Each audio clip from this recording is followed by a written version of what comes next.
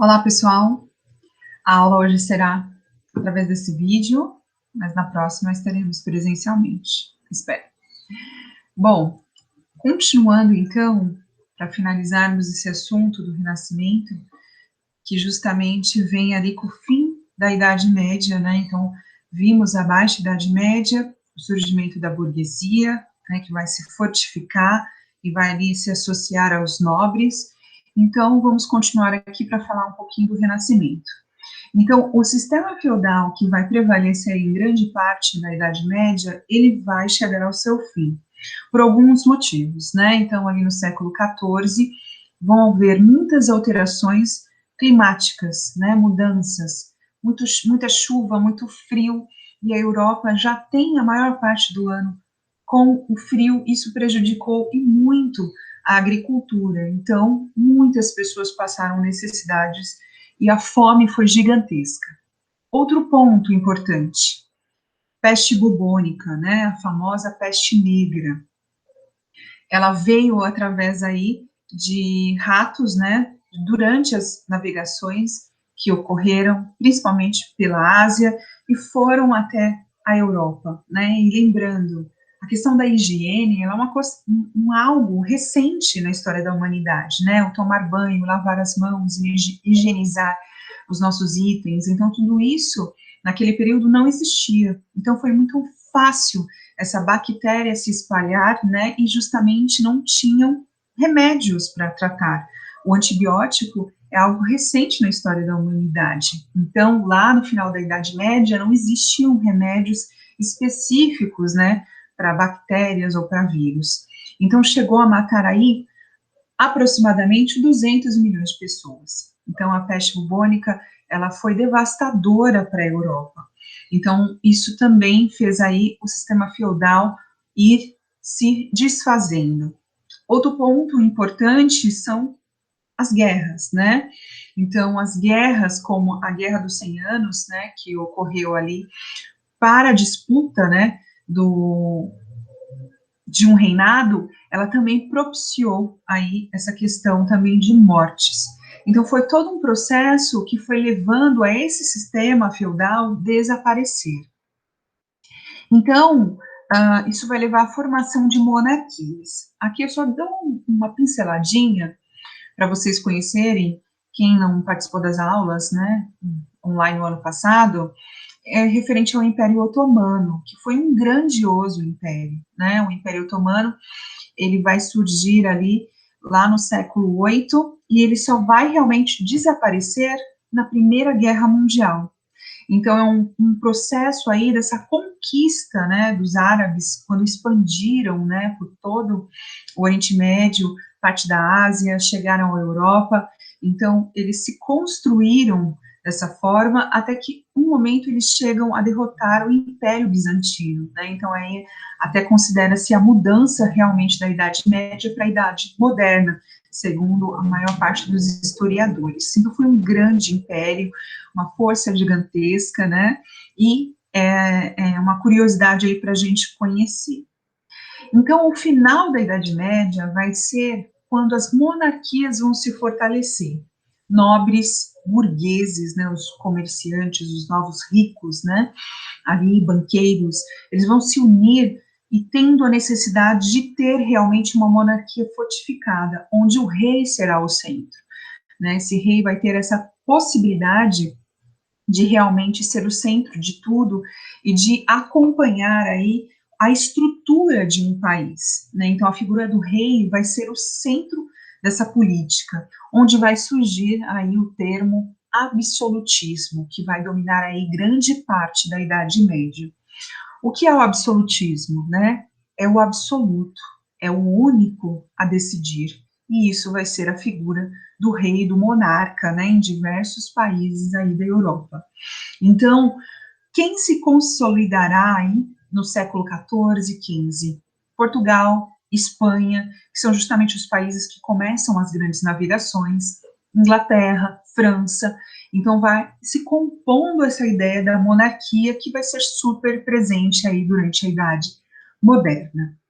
E por que Renascimento? Né? A gente fala de Renascimento, mas por quê? né? Então, o Renascimento realmente é o ressurgir das ideias, né? Muitas viagens feitas também no período da Cruzada era a possibilidade de conhecer novas culturas, e culturas que possibilitassem as pessoas a pensar: por que eu vivo desse jeito? E por que não daquele jeito?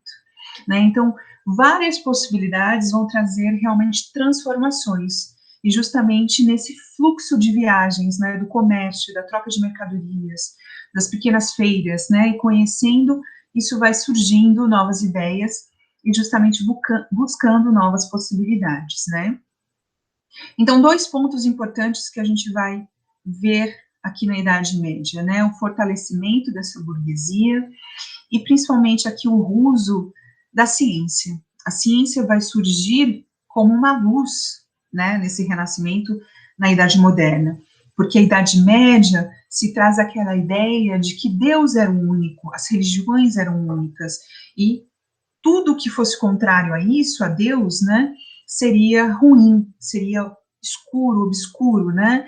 Então, a ideia do Renascimento é justamente essa abertura. Então, muito será criado, haverá muito aperfeiçoamento de técnicas da ciência e também da medicina, né? Muitas valorizações vão acontecer.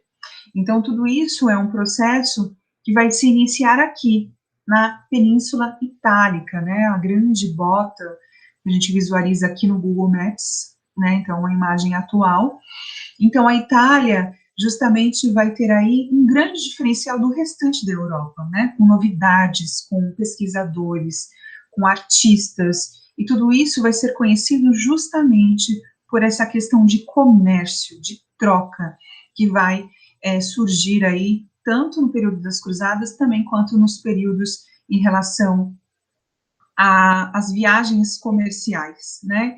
Então, vai ser a valorização da razão e do espírito crítico. Isso é super importante, anotem aí. Então, esse período vai ser conhecido como humanismo, né? Então, o homem será o centro, não mais Deus, né? Como pregava e continuará pregando pela Idade Moderna a Igreja Católica. Então, os humanistas, eles priorizam aqui a valorização do homem, o homem como centro, a natureza como centro, né? A tal chamada Idade das Trevas, da Idade Média, do período medieval, onde todas as regras religiosas, os dogmas, eles serão deixados não de lado, mas vão colocar a questão do homem e da natureza, da ciência e da razão como centro, como realmente protagonistas desse período, dessa história, e justamente tentar resgatar a cultura que estava sendo apagada durante a Idade Média, uma cultura que até mesmo está ligada aos gregos, né, a Grécia Antiga, né, onde havia realmente a possibilidade de discussão, de novas ideias, e tanto políticas quanto sociais e econômicas. Então, haverá muitos avanços nesse período, né, avanços na astronomia, na matemática, na física, na medicina. Então, vendo aqui um pouquinho de alguns, né, da questão do desenvolvimento científico, a questão da renascença, né? Então, ela vai contribuir realmente para esse desenvolvimento da ciência, né? A ciência que hoje é tão questionada e colocada em dúvida. Então, há séculos há estudos sobre isso, há séculos há o desenvolvimento de técnicas e de comprovações. Então, aqui tem várias ideias, várias opções. Então, até falo aqui do Galileu Galilei, que é um nome que nós sempre pensamos, já escutamos falar. Então, Galileu Galilei, ele vai desenvolver aqui algumas técnicas, né, justamente em relação à astronomia, e ele vai comprovar que a Via Láctea é uma aglomeração de corpos celestes, independente do nosso sistema solar. Então, ele vai fazer várias ações, como desenvolver o telescópio, e justamente descobrir vários pontos importantes, né, do nosso espaço, fora outras ações que ele realizou. Aqui também dois exemplos, né, um até anterior à Idade Média, mas ele é resgatado na Idade Moderna, que é o Mondino de Luzzi. Ele viveu, na verdade, no período da Idade Média, entretanto, ele é considerado aí um dos pontos importantes do Renascimento, porque ele tem essa questão do desenvolvimento de estudos da anatomia, né, da anatomia humana, né, do dissecar o corpo, de escrever ali essas partes em relação a como funcionava, como era o corpo humano. Então, ele é um diferencial que foi resgatado justamente ali na Idade Moderna. O outro é o Paracelso, que ele vai ser o primeiro a desenvolver ali remédios, vamos dizer assim, misturando substâncias químicas, né, para tratar doenças. Então, um super avanço aqui também já iniciando a Idade Média. Então, tudo isso é um processo que vai levar a uma construção de possibilidades, de ideias novas, né? Isso começa a mexer com a cabeça das pessoas. Então, as pessoas se questionam: essa vida que eu tenho, essa religião que eu sigo, está correto? Tem algo além disso? Então, por isso que vem essas questões sobre reformas religiosas que vão acontecer no século XVI, né? Ler e escrever. Naquele período, era ler e escrever para quem tinha acesso à informação. E geralmente era através da leitura da Bíblia, né, a leitura. Quem ensinavam eram os integrantes da igreja. Então, muitos livros eram proibidos, porque iriam estimular as pessoas a pensarem, a ter curiosidade. E a igreja não queria isso, porque quando você tira o conhecimento, você controla facilmente as pessoas. Então, com todo esse processo de conhecimento, de novas ideias, né, vai surgir aqui pessoas que vão contestar a religião católica. Então, haverão as reformas religiosas. Por qual motivo começa essa ideia, né, de mudança? A Igreja Católica fazia a venda de cargos eclesiásticos, ou também a questão da venda do lugarzinho no céu, né? Então, havia uma troca aí, né, de favores em relação ao seu fiel e à igreja ganhava muito dinheiro com isso, né? Então, essa questão da compra e da venda começou a perturbar integrantes da própria igreja, a questionar essas posições, né, em relação o que realmente é a fé, o que realmente é a postura da Igreja Católica Apostólica Romana em elaborar essas vendas, né, numa troca aí de um lugar no céu ou de um cargo. Fora a questão de quando esses cargos eclesiásticos eram vendidos, não havia nenhum preparo dessas pessoas ao assumir esses cargos. Então, também questionava essa postura, né, quem você está colocando? Qual conhecimento essa pessoa tem? Só porque ele tem dinheiro, ele tem que ocupar esse cargo? Então, tudo isso começou a ser questionado, e questionado de uma maneira que vão surgir alguns líderes, como o Martinho Lutero, né? Então, outro ponto importante. O Martinho Lutero, ele está ali na região da Alemanha, lembrando que a Alemanha só se torna realmente um país no final do século XIX, e ele vivendo ali entre os séculos XV e XVI, ele é um dos homens que vai questionar isso. Então, ele é um monge, né, doutor em teologia, e ele busca ali essa questão, principalmente, né, da venda de indulgências. O que são indulgências? A venda do perdão. Então, ele começa a questionar, né, como que é isso? Qual é essa liberdade que a igreja tem, né? Ele acreditava que a salvação da alma só se daria pela fé, não por essa questão do dinheiro, né, como era tratada muitas situações ali da Igreja Católica. Então, as ideias dele vão desencadear o movimento que vai ser conhecido como Reforma Protestante.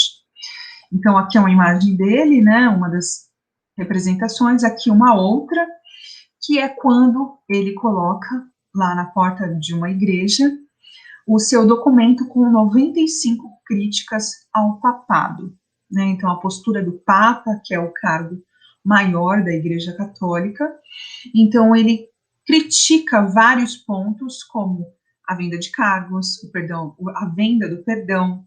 Então, tudo isso ele vai expondo, e o que ele queria? Um diálogo com o Papa Leão X.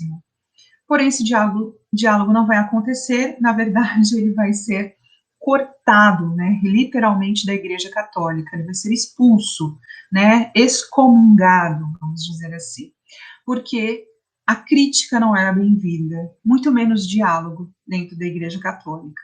Então, a partir desse momento, o Lutero cria uma nova doutrina, a doutrina luterana. Então, começa aí as religiões protestantes, né? Então, esse documento, ele foi feito em 1530, afirmava que a fé constituía a única e verdadeira fonte de salvação e que o dogma, as regras, né, o dogma absoluto da Igreja Reformada era o texto das Escrituras e defendia a livre interpretação da Bíblia e traduzida em diversos idiomas. Lembrando que a Igreja Católica usou o latim como língua oficial por milhares de anos, né? Então, essa liberdade da interpretação é um ponto super importante, porque justamente a pessoa terá acesso e interpretar da forma como ela desejasse. Não vamos aqui generalizar em relação à questão de domínio, né? Claro que existem ainda igrejas, mesmo sendo protestantes, que dominam ali a interpretação da Bíblia, não liberando essa interpretação conforme cada um pensa.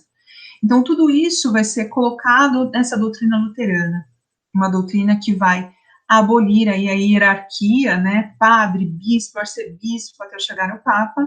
Ele vai construir aí uma união dentro da igreja protestante, né, e justamente buscar aí formas de ter uma outra visão, né, uma visão que não tivesse aí uma ligação direta com o dinheiro, essa troca, né, e a reforma luterana, ela vai se espalhar pela Europa, né, vai ter a Suíça e a Inglaterra aí como adeptos, e vai influenciar outras doutrinas, como o calvinismo, né? Então, o João Calvino, aqui uma representação dele, ele também inspirado na doutrina luterana, ele vai fazer aqui uma nova visão, né, uma nova crítica à Igreja Católica e uma nova realização de uma doutrina, que vai ser chamada de calvinismo. Então, o calvinismo, ele vai ser muito ligado aos burgueses, né, porque a Igreja Católica condenava o trabalho como uma forma de acúmulo de bens, né, quem podia acumular era só a Igreja, o restante não podia. Então, dentro do calvinismo, haverá essa visão de que o trabalho é bom e pode, sim, acumular bens. Então, muitos burgueses vão se adequar ao calvinismo. Então, ele vai ter muito apoio disso, né? Então, segundo o Calvino, né, os eleitos de Deus poderiam ser conhecidos por levarem uma vida austera e voltada para o trabalho e para a poupança, o acúmulo realmente de capital. Então, ele vai ter aí muitos adeptos, e isso vai ajudar o calvinismo a crescer também pela Europa.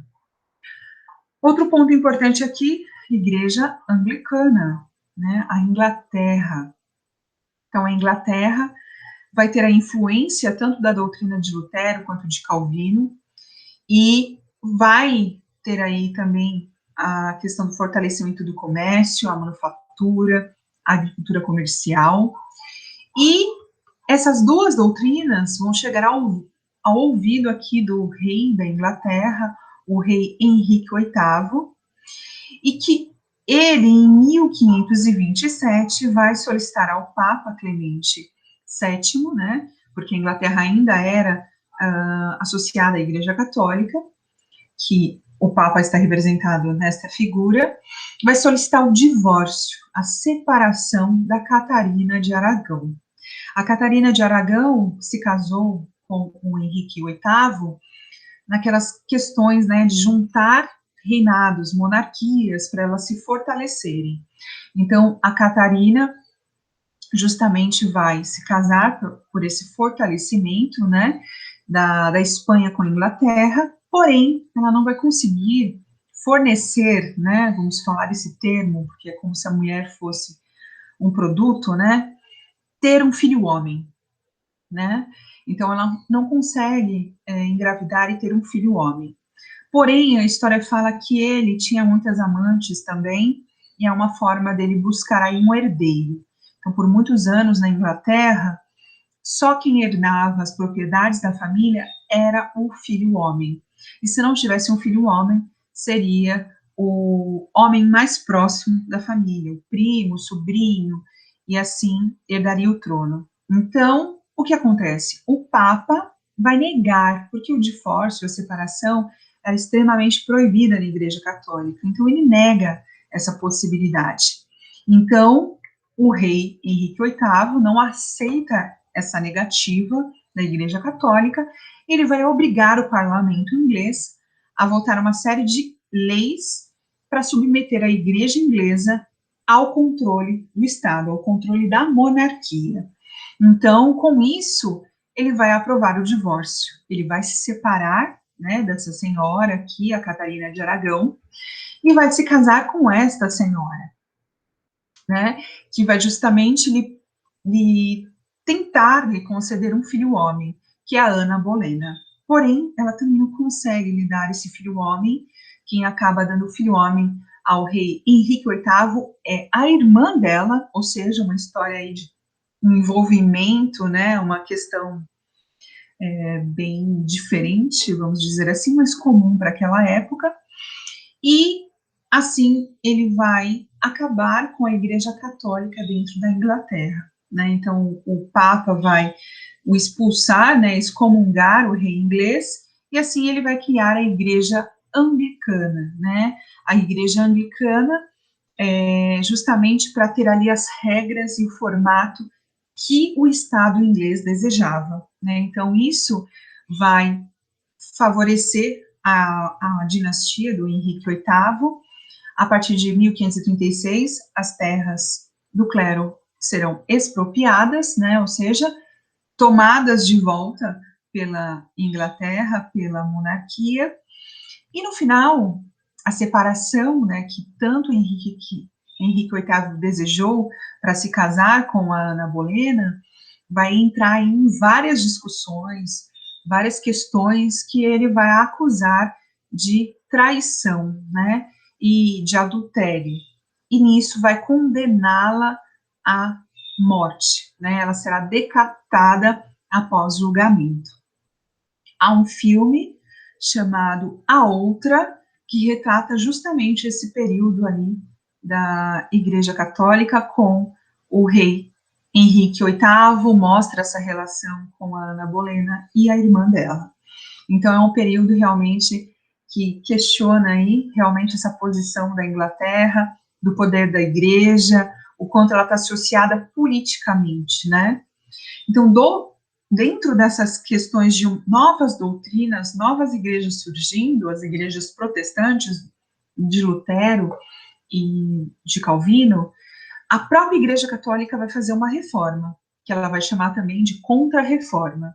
Então, ela vai fazer várias alterações para tentar aí conquistar o maior número de fiéis, manter algumas monarquias com ela, como a Espanha e Portugal, e para isso ela vai ser bem rígida, né? Tanto que ela vai ressuscitar aqui, né, a Inquisição, como essa imagem mostra, né, a tal da caça às bruxas, né, e ela vai começar a perseguir aí alguns novos cristãos, que eram judeus, que fizeram essa mudança para a Igreja Católica. Então, tinha-se ainda a ideia de que aquele que não era cristão era um pagão e deveria ser perseguido. Então, a Igreja faz ações que são realmente brutais, como a Inquisição. E fora que ela vai fazer algumas ações para tentar modificar, né, algumas ações, coibir alguns abusos, fazer algumas reformas, proibir a venda do perdão, venda de cargos. Então, ela vai possibilitar algumas mudanças para não perder fiéis, muito menos monarquias. E ela vai fazer o quê? Novamente, ela vai proibir acesso a alguns livros, principalmente livros de cientistas, de filósofos, de poetas, porque são livros que faz a pessoa se questionar, né? Ela instiga a curiosidade. Então, a igreja tenta se modificar, que é quando ela cria a Companhia de Jesus, né? Então, aqui é uma pintura que mostra aqui um jesuíta fazendo aí a catequização dos povos que eles consideravam selvagens, como vieram para o Brasil também catequizar os nossos indígenas. Então, a ideia da propagação dessa fé, né? Uma fé de um exército de pessoas vinculadas a regras, né? E que todos aqueles que não pertenciam àquele mundo deveriam ser catequizados e transformados. Então, essa questão, né, de doutrinas e da Igreja Católica nos leva aqui à finalização, que é: qual é o preço da fé? A fé, ela anda sozinha? Não, a fé, ela está misturada com a questão social, política e econômica em toda a época, em todas as épocas da humanidade, né? Então, o que a gente pensa em relação à fé, ela tem que ser separada, senão ela vai ter esse envolvimento político, sim, como houve em várias épocas da humanidade. Então, criou-se uma moral econômica religiosa que atuou para reposicionar a burguesia na sociedade, né? Essa burguesia composta aí por novos ricos, comerciantes, banqueiros, contadores, e eles vão legitimando os seus negócios baseados nessas religiões, né? Então, é uma nova imagem, né? O preço dessa fé. E vai provocar essa ruptura, né? Do cristianismo na Europa Ocidental. Então, vai ter aí outras religiões. E claro que elas vão ser propagadas para outros continentes, né, conforme o avanço das navegações, né. Então, as reformas vão trazer liberdade ao culto, mas ainda com muita restrição, a livre interpretação das escrituras, da Bíblia, né, um grande passo, mas ainda com muito controle, e esse controle existe até hoje. Justamente a questão de poder ser em qualquer idioma, não somente no latim, né? Isso possibilita que as pessoas conheçam, tenham acesso. E essa questão da liberdade religiosa ainda é questionável até os dias de hoje, né? Cada religião aí com as suas regras, com seus impedimentos, né? Com a sua certa liberdade, tá? Então é isso, pessoal. Essa atividade eu não vou passar para vocês hoje, mas continuaremos na próxima aula. Qualquer dúvida é só me contatar, estou à disposição de vocês, tá bom? Até mais. Obrigada.